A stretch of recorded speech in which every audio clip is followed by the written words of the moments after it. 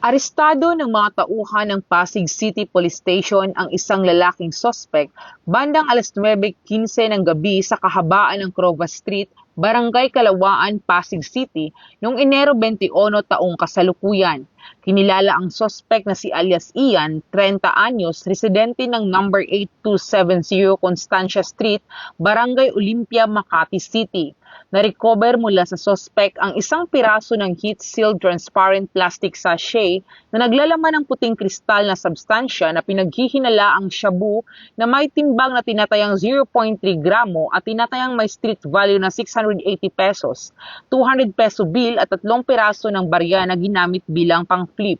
Ang naarestong sospek at mga nakumpiskang ebidensya ay dinala sa Station Drug Enforcement ng Pasig City Police Station para sa dokumentasyon at tamang disposisyon habang naharap naman sa kasong paglabag sa Section 11, Article 2 ng Republic Act 9165 o mas kilala bilang Comprehensive Dangerous Drugs Act of 2002